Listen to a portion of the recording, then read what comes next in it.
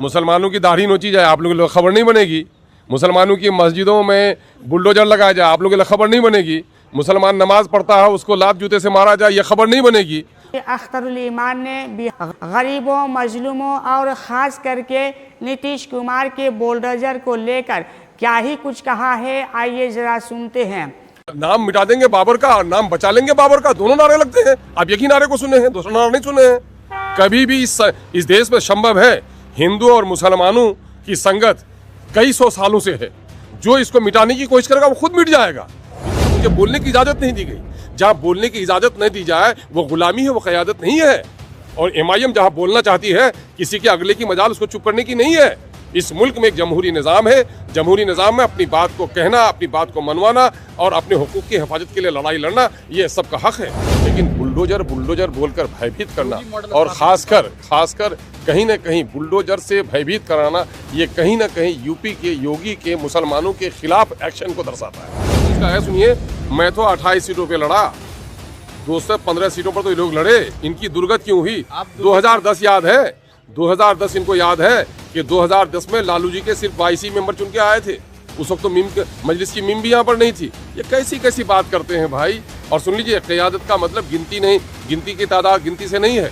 क़यादत का मतलब है अपनी आज़ाद आवाज़ से। तो 6 दिसंबर का दिन हिंदुस्तान के मुसलमानों के लिए गम का दिन है कि उस दिन बाबरी मस्जिद तारीखी मस्जिद थी जिस पर शवाहिद के बगैर आस्था की बुनियाद पर फैसला करके उसको तोड़ डाली गई है। ये गम मुसलमानों के दिलों से कोई नहीं भुला सकता। अरे भाई, बाहर तो हर का फ्लेट अलग है। जब सदन में हमको एक जगह देखते हैं तो यही तो असल जगह है जहां हमको एक जगह देखना चाहिए। सदन में अलग अलग मतभेद देखते तब तो कोई बात कहते, ऐसी कोई बात तो मुझको तो ऐसी कोई बात भी नहीं दिखती है। अब जुल्म कोई भी करेगा। अरे भैया, इंसानी दायित्व तो है। मौलाना महमूद मदनी साहब ने एक बयान दिया और उसके बाद लगातार चर्चाएं हो रही है कि जिहाद होगा। भारतीय जनता पार्टी के तमाम नेता और कई सारे लोग उन्हें पाकिस्तान, बांग्लादेश छोड़ने की बात तक कर रहे हैं। मैंने मुसलमानों की दाढ़ी नोची जाए, आप लोगों को खबर नहीं बनेगी। मुसलमानों की मस्जिदों में बुलडोजर लगाया जाए, आप लोगों को खबर नहीं बनेगी। मुसलमान नमाज पढ़ता है, उसको लात जूते से मारा जाए, ये खबर नहीं बनेगी। और क्या कहा उन्होंने? हर सभ्य समाज में बुराई को मिटाने के लिए शक्ति का इस्तेमाल करना, उसी को कहते हैं जिहाद। जिहाद किसको कहते हैं? जिहाद थोड़े है कि दूसरे का गर्दन काटने के लिए है। जिहाद शब्द जोहद से है, जिससे मन है कोशिश करना। जो जिस शब्द का जिसको ज्ञान नहीं हो उसका मानी नहीं पहनाना चाहिए। और मैं कह रहा हूँ, हिंदू हो, मुस्लिम हो, सिख हो, ईसाई हो, जब भी समाज में अत्याचार हो, जुल्म के खिलाफ लड़ना, ये तो इंसानी दायित्व है भाई। इसमें कौन सी बुरी बात हो गई भाई? बाबरी मस्जिद को लेकर के अब फिर एक बार चर्चाएं हो रही है।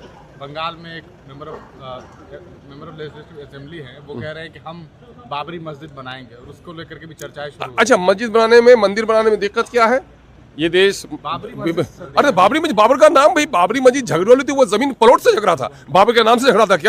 क्या जिसका बाबर नाम है उसका गर्दन काट दीजिएगा आप? क्या कैसी बात करते हैं आप भाई? इसमें तो नारा लगता है ना, नाम मिटा देंगे बाबर का, नाम मिटा देंगे बाबर का और नाम बचा लेंगे बाबर का, दोनों नारे लगते हैं। आप एक ही नारे को सुने हैं, दूसरा नारा नहीं सुने हैं।